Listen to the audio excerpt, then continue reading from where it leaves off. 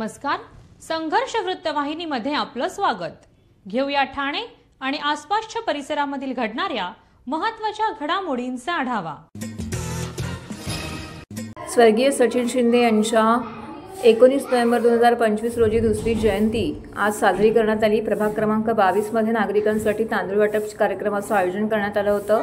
Mahagiri Congress office deluxe हॉटेलच्या बाजूला ठाणे येथे आयोजित करण्यात हा कार्यक्रम आला होता। अंजुमन इस्लाम खैरुल स्कूलमध्ये महागिरी येथे विद्यार्थ्यांना तांदूळ वाटपचा कार्यक्रम राबवण्यात आला। यावेळी अनेक विद्यार्थ्यांनी या उपक्रमाचा लाभ घेतला। कार्यक्रमाच्या सुरुवातीला स्वर्गीय सचिन शिंदे यांच्या प्रतिमेस पुष्पहार अर्पण करून अभिवादन करण्यात आलं। सचिन शिंदे सामाजिक प्रतिष्ठानच्या अध्यक्ष प्राजक्ता सचिन शिंदे, कार्यक्रमाचे आयोजक प्रवीण खैरालिया, राखी खैरालिया, सिमरन चिंडालिया, प्रवक्ते राहुल पिंगळे, महेंद्र म्हात्रे, सेवादल ठाणे अध्यक्ष रवी कोळी, सचिन चव्हाण, निलेश कोळी, दीपक ठक्कर, संजय भोई, सुरेंद्र भोई, संजय घाग, स्वप्नील कोळी, विशाल वाघ, उषा वाघ, विजय वाघ पवार, शरद जगदाळे, अमोल गांगुर्डे, गणेश कारंडे, अमर लोखंडे, इतर पदाधिकारी, मान्यवर, सर्वपक्षीय नेते, कार्यकर्ते, सचिन शिंदे मित्रपरिवार मोठ्या संख्येने उपस्थित होते। यावेळी सचिन शिंदे यांनी सामाजिक प्रतिष्ठानच्या अध्यक्ष प्राजक्ता सचिन शिंदे यांनी सदर कार्यक्रमाच्या प्रसंगी मदत करणाऱ्या उपस्थितांचे आभार मानले।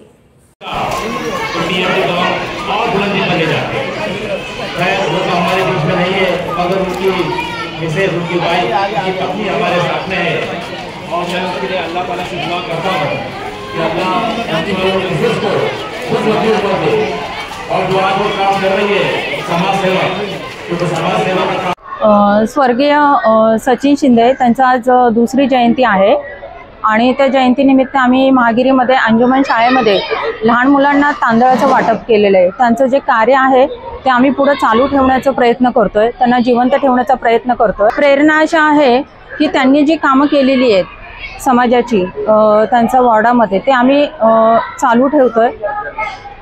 त्यांना एक श्रद्धांजली म्हणून किंवा त्यांची इच्छा म्हणून आम्ही ते चालू ठेवलेलं आहे आणि यापुढे चालू ठेवणार आहे। स्वर्गीय सचिन भाऊ शिंदे आज यांची जयंती। सचिन भाऊ म्हणजे काँग्रेस आणि काँग्रेस म्हणजे सचिन भाऊ असं समीकरण या विभागामध्ये होतं। सचिन भाऊ हे इथल्या जनतेच्या मनातले नगरसेवक होते। अनेक समस्या घेऊन लोक सचिन भाऊंकडे जायचे आणि त्यांनी स्वतःला सामाजिक जीवनामध्ये झोकून दिलेलं होतं। मग इथला शौचालयांचा प्रश्न असेल, इथल्या रस्त्यांचा प्रश्न असेल, अशा विविध समस्यांसाठी लोक त्यांच्याकडे यायचे आणि त्या समस्यांवर समाधान करण्याचं काम सचिन भाऊ करायचे। अनेक उपक्रम त्यांच्या माध्यमातून राबवले जायचे। धान्य वाटप असेल, शैक्षणिक साहित्य वाटप असेल किंवा गरजूंना मदत करणं असेल। आज सचिन भाऊ आपल्यामध्ये नाहीत, परंतु सचिन भाऊ विचारांनी आपल्यामध्ये जिवंत आहेत आणि त्यांचे विचार पुढे नेण्याचं काम त्यांच्या पश्चात आमच्या वहिनी प्राजक्ताताई असतील, प्रवीण खैरालिया असतील, अमोल गांगुर्डे असतील, अंकुश चिंडाले असतील, असे अनेक त्यांचे सहकारी या ठिकाणी त्यांचा आदर्श पुढे नेत या विभागामध्ये कार्यरत आहेत। आणि त्याचाच एक भाग म्हणून त्यांच्या जयंती दिनी आज त्यांना श्रद्धांजली अर्पण करण्यात आली आणि अन्नधान्याचं वाटप करण्यात आलं त्यांच्या विभागामध्ये। अन्नधान्याचं वाटप केल्यानंतर या अंजुमन शाळेमध्ये या सर्व विद्यार्थ्यांना अन्नधान्याचं वाटप या जयंती दिनी आज करण्यात आलेलं आहे। आज 19 नोव्हेंबर सचिन भाऊ शिंदे यांची दुसरी जयंती आहे। सचिन भाऊ शिंदे यांचे जे कार्य आहेत समाजासाठी यांनी भरपूर कार्य केलेत। काँग्रेस पक्षाचे ते प्रवक्ते होते, त्यांच्या मार्गदर्शनाखाली आम्ही भरपूर कार्यक्रम घेतलेले आहेत। आज त्यांना भावपूर्ण श्रद्धांजली देण्यासाठी त्यांच्या आपला प्रभागामध्ये प्रभाग क्रमांक 22 मध्ये महागिरी काँग्रेस ऑफिसमध्ये धान्याचं वाटप करण्यात आला। त्याचबरोबर आज अंजुमन शाळा या ठिकाणी विद्यार्थ्यांना देखील आम्ही सचिन भाऊचा एक आदर्श म्हणून त्यांच्या आठवणी म्हणून आज विद्यार्थ्यांना पण धान्य वाटप केलं आहे।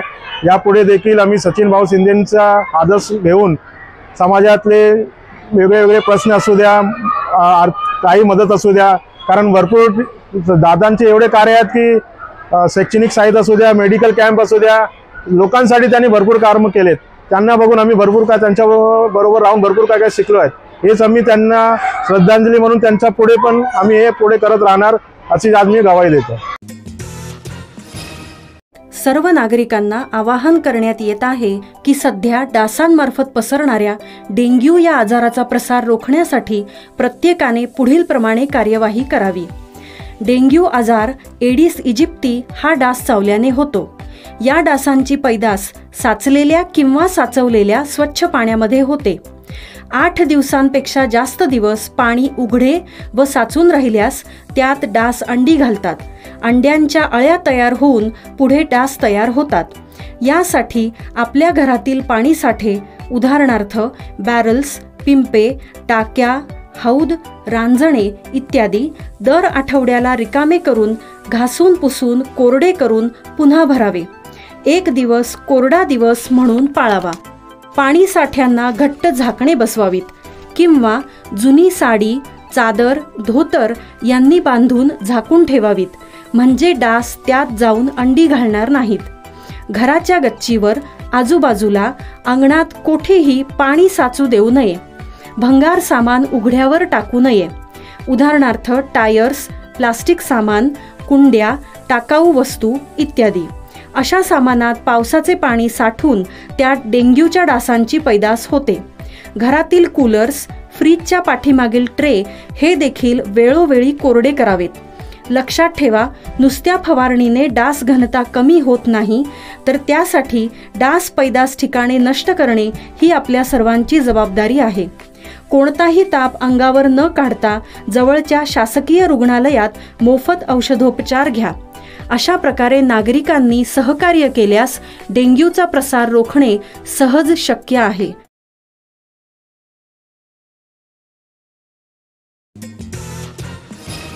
शिवसेना युवा सेनेचे ठाणे लोकसभा उपाध्यक्ष यज्ञेश भोईर यांचा वाढदिवस ठाणे शहरात विविध सामाजिक उपक्रम राबवित साजरा केला. सकाळपासूनच विविध उपक्रमांचं आयोजन करण्यात आलं होतं. युवा सेना ठाणे लोकसभा उपाध्यक्ष यज्ञेश भोईर यांच्या वाढदिवसानिमित्त प्रभाग क्रमांक 15 मधील सर्व रिक्षा चालकांना मोफत CNG वाटप. शिवसेना अल्पसंख्याक विभागाचे साईद शेख यांच्या माध्यमातून हा उपक्रम राबवण्यात आला. सर्व रिक्षा चालकांना मोफत अल्पोपहार पाणी वाटप करण्यात आले. यावेळी शिवसेना वागळे विभाग प्रमुख कार्यसम्राट माजी नगरसेवक एकनाथ भोईर, माजी नगरसेविका एकता भोईर, युवा नेते युवराज भोईर व इतर पदाधिकारी, कार्यकर्ते, शिवसैनिक मोठ्या संख्येने उपस्थित होते.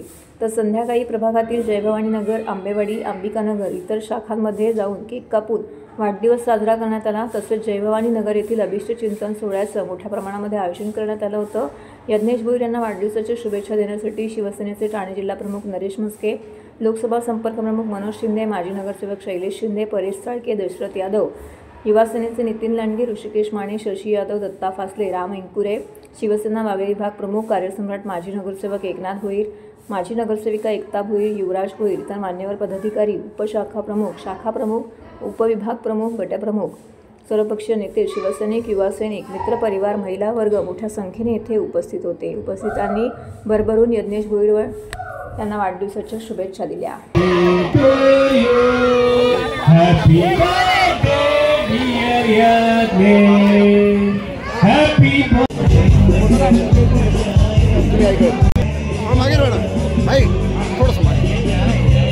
हॅलो सर, जाधव साहेब, हो जाधव साहेब,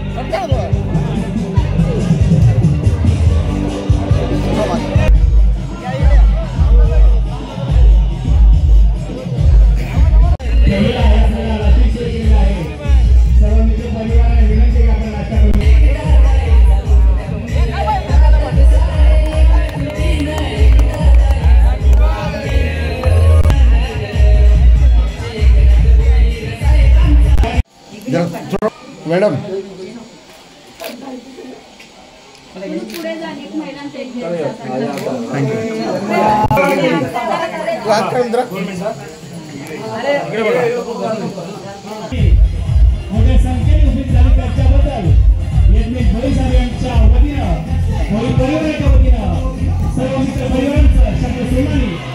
त्यांच्या झालं त्यांनी खाली जावं ना.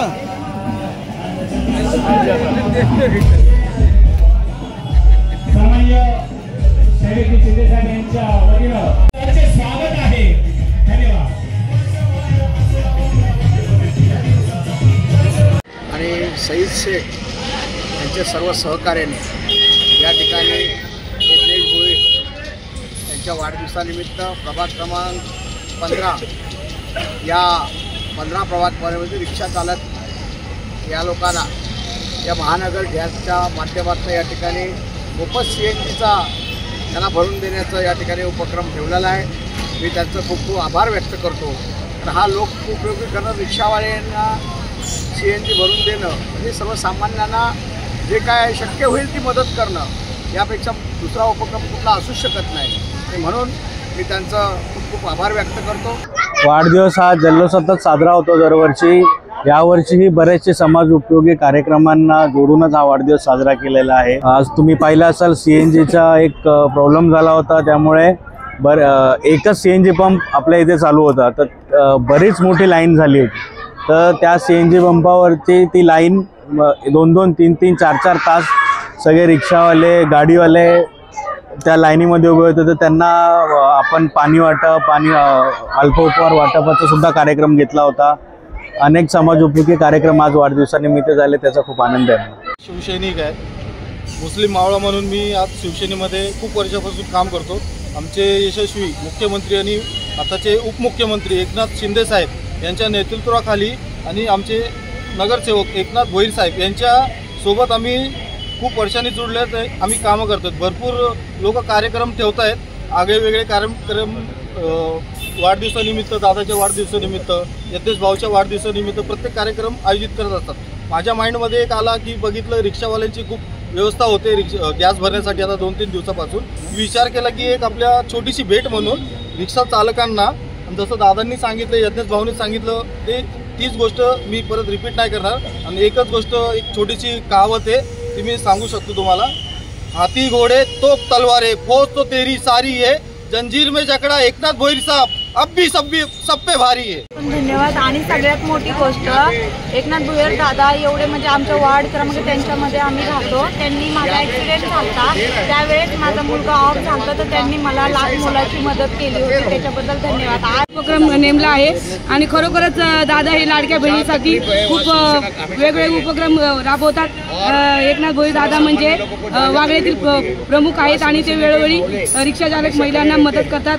आणि कोणताही उपक्रम असला की पहिले रिक्षा चालक बहिणीला पहिले प्राधान्य देतात. राज्यातील सर्वच मलनिस्तारण प्रकल्पाची तपासणी केली जाणार असून त्या ठिकाणी प्रक्रियेविना सांडपाणी वाहिनीतून सोडण्यात येत असेल तर संबंधितांवर दंडात्मक कारवाई केली जाणार आहे. तसेच मलनिस्तारण वाहनांची जोडणीही तोडण्यात येईल असं महाराष्ट्र प्रदूषण नियंत्रण मंडळाचे अध्यक्ष सिद्धेश कदम यांनी पत्रकारांशी बोलताना सांगितलं आहे. ठाणे महानगरपालिकेच्या कैलासवासी अरविंद पेंडसे सभागृहामध्ये महाराष्ट्र प्रदूषण नियंत्रण मंडळाचे अध्यक्ष सिद्धेश कदम यांनी एक बैठक घेऊन या विषयाचा आढावा घेतला. यावेळी ठाणे महानगरपालिका आयुक्त सौरवराव उपस्थित होते. या बैठकीनंतर कदम यांनी पत्रकारांशी संवाद साधला. मलनिस्सारण प्रकल्पांना महाराष्ट्र प्रदूषण नियंत्रण मंडळाकडूनही नाहरकत दाखला देण्यात येतो आणि त्यानंतर पालिका संबंधित बांधकामांना रहिवासी प्रमाणपत्र देते. त्यामुळे हे प्रकल्पांची जबाबदारी महापालिकेची जितकी आहे तितकीच प्रदूषण नियंत्रण मंडळाचीही आहे. यामुळेच राज्यातील सर्व मलनिस्सारण प्रकल्पाची तपासणी केली जाणार आहे असं कदम यांनी सांगितलं आहे. मलनिस्सारण प्रकल्प असतानाही त्यांची अंमलबजावणी केली जात नाही आणि प्रक्रियेविना सांडपाणी वाहिनीतून सोडण्यात येतं असं तपासणीमध्ये आढळून आले असेल तर संबंधितांवर दंडात्मक कारवाई करण्यात येईल. असं मलनिस्सारण वाहिन्यांची जोडणी देखील तोडण्यात येईल असं कदम यांनी स्पष्ट केलं आहे. ओला, सुका आणि ई कचरा अशा 3 टप्प्यात खरं तर कचऱ्याचं वर्गीकरण होणं गरजेचं असून येत्या काळात नागरिकांच्या मदतीने आम्ही अशा प्रकारे कचऱ्याचे वर्गीकरण करण्याचा प्रयत्न करणार आहोत. तसेच ठाणे महानगरपालिकेकडून कचऱ्याचे वर्गीकरण होत नसेल तर नागरिकांचीही कचरा वेगळा करून देण्याची जबाबदारी आहे. आपल्या घरापासून प्रदूषण कसे कमी होईल यासाठी प्रयत्न केले पाहिजेत असंही त्यांनी सांगितलं आहे. एकल वापराचे प्लास्टिक निर्मितीची ठिकाणं शोधून त्यावर कारवाई करण्यावरती आमचा भर आहे, पण नागरिकांनीही असे प्लास्टिक वापरणं टाळलं तर कायमस्वरूपी बंद होईल असंही ते म्हणाले. मला आणि आमच्या संपूर्ण टीमला, एमपीसीबीच्या टीमला आज या ठिकाणी दिलेली आहे. जसं राव सरांनी आपल्याला डिटेलमध्ये व्यवस्थापन कसं होतंय त्याची माहिती दिली.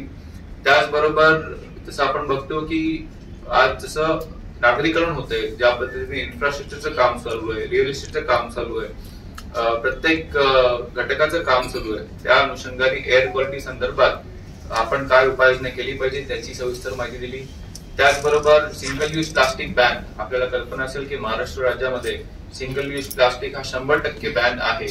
तर त्याची अंमलबजावणी अजून तंतोतंत कशी झाली पाहिजे त्याच्यावर सुद्धा आम्ही त्यांची स्ट्रॅटेजी तयार केलेली आहे. एक वेगळा सेल तयार करून आणि जे मेडिकल वेस्ट आहे याचं ट्रीटमेंट कसं होतं या संदर्भात सुद्धा डिस्कशन झालं. तर एकंदरीत एक चांगलं पहिली बैठक आहे ठाणे महानगरपालिकेसोबत. एकंदरीत एक चांगलं डिस्कशन या ठिकाणी झालंय, नॉलेजचं देवाणघेवाण झालेलं आहे. आणि जसं राव सर म्हणाला की ह्या पुढेही हे नॉलेजचं देवाणघेवाण होणं फार गरजेचं आहे. जसं ते म्हणाले की आमचे सगळे अधिकारी बरोबर इतर सुद्धा गोष्टी त्यांना बघायच्या असतात. पण जसं मी वारंवार सगळ्यांना म्हणत असतो की ठाणे महानगरपालिकेचं पोल्युशन हे ठाण्यापुरतच मर्यादित राहत नाही, ते पूर्ण राज्याला, देशाला, जगाला त्याचा इम्पॅक्ट होतो. थोडाफार होत का नसेल तर होतो तो इम्पॅक्ट.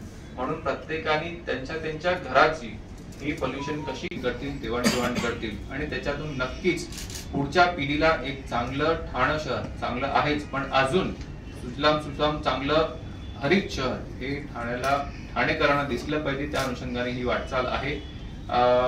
तर मला असं वाटतं की पहिली बैठक आहे. राव सरांनी आपल्याला बऱ्यापैकी म्हणालंय की पब्लिक अवेअरनेस आणि बिहेवियरल चेंज हा जोपर्यंत जनता, प्रशासन आणि मीडिया हे एकत्र येत नाही तोपर्यंत आपल्याला तो ग्राउंडवर रिझल्ट दिसत नाही. म्हणून प्रामुख्याने जो सिंगल यूज प्लास्टिक बॅन जो आहे या संदर्भात मीडियाने सुद्धा आम्हाला सपोर्ट केला पाहिजे. स्वस्तात 9 दुचाकी देण्याचे प्रलोभन दाखवून सिंदखेडा धुळे येथील दुकलीने ठाण्यातील केमिस्ट दुकानाला तब्बल 5.5 लाखांचा गंडा घातल्याचा प्रकार उघडकीस आला आहे.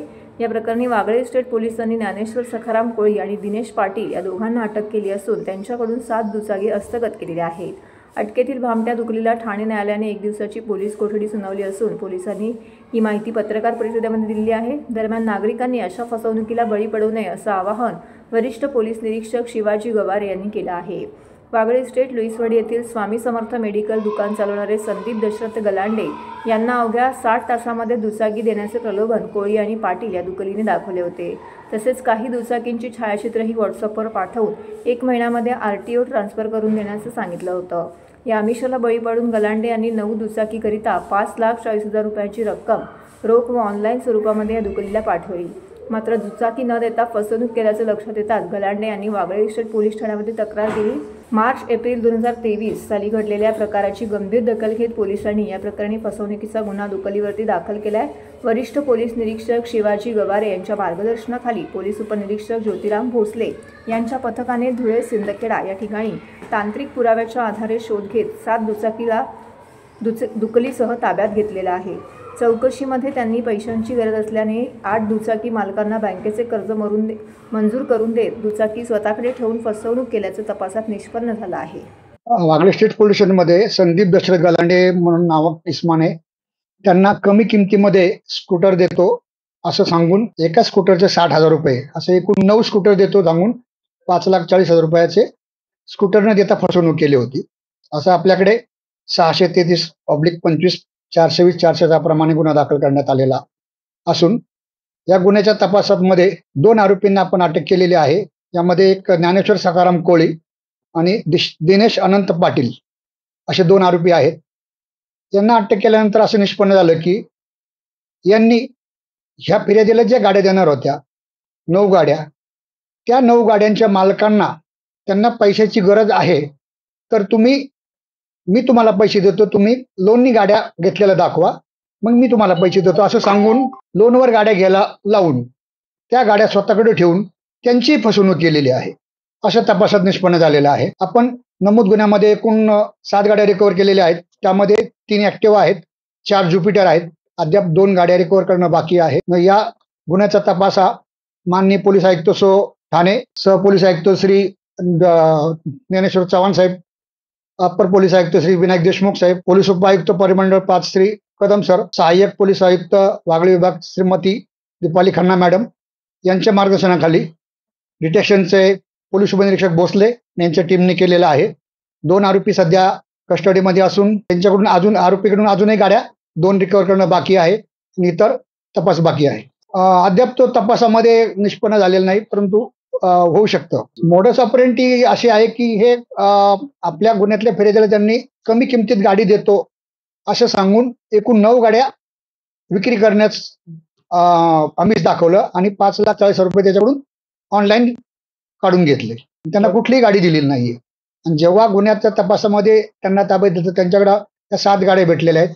7 गाड्यांच्या मालकाला त्यांनी तुम्हाला पैशाची गरज आहे तर तुमच्या नावाने मी लोन काढून गाड्या घेतो, त्या गाड्या माझ्याकडे द्या, तुम्हाला मी पैसे देतो असं सांगून त्या गाड्या घ्यायला लावल्या आणि गाड्या स्वतःकडे ठेवल्या आणि त्यांना पैसे दिले नाहीत. नागरिकांना हे सर्वात महत्वाचं आव्हान म्हणजे तुम्ही कुठल्याही प्रलोभाला बळी पडू नका.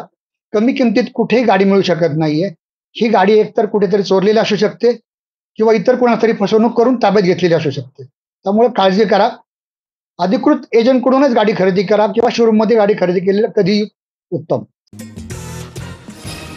इतिहासाच्या पाऊलखुणा आजही कुणावाण्याचे अस्तित्व दाखवून देत आहेत. शहर स्मार्ट सिटीच्या दिशेने वेगाने बदलत असताना अनेक बारशाच्या खुणा काळाच्या पड्या आड जात आहेत. अशातच प्रादेशिक मनोरुग्णालयाच्या पाडकामात पागडी घातलेल्या संतांची कोरीव प्रतिमा असलेला प्राचीन दगड सापडल्याने ठाणेकरांमध्ये उत्सुकता वाढली आहे. नवीन आधुनिक मनोरुग्णालय उभारण्याच्या कामात अनेक जुन्या इमारती हटवण्यात येत आहेत. याच प्रक्रियेमध्ये अनेक वर्ष बंद अवस्थेत असलेल्या एका बंगल्याचं पाडकाम सुरू होतं. पाडकामादरम्यान एक सुंदर कोरीव दगड प्रकाशामध्ये आलाय. कामगारांपासून अधिकाऱ्यांपर्यंत सर्वांच्याच नजरा त्याच्यावरती खिळल्या. सुमारे 2.5 ते 3 फूट उंच आणि 1.25 ते 1.5 फूट रुंद असलेल्या दगडावरती अत्यंत सूक्ष्मतेने केलेली शिल्पकला स्पष्ट दिसून येते. डोक्यावर पगडी घातलेले संत, त्यांच्या शेजारी उभा असलेला शिष्य आणि बाजूला उभी असलेली नर्तिका अशा तिन्ही प्रतिमा अतिशय प्राचीन कलाशैलीत साकारल्या आहेत. प्राथमिक अंदाजानुसार हा दगड भरपूर जुना असण्याची शक्यता आहे.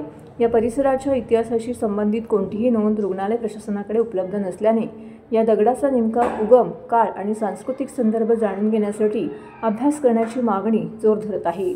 ठाणेकरांच्या मते अशा मौल्यवान कलावस्तू आजच्या विकासात काळात सापडणे ही दुर्मिळ संधी असून या ठेव्याचे तात्काळ जतन करणं अत्यावश्यक आहे. रुग्णालय परिसरात यापूर्वीही ब्रिटिशकालीन मुखवट्यांचे दगड बांधकाम करताना दिसून आलेले आहेत. या जागेमध्ये अजूनही अनेक ऐतिहासिक अवशेष दडलेले असल्याची शक्यता अधिक बळावली आहे.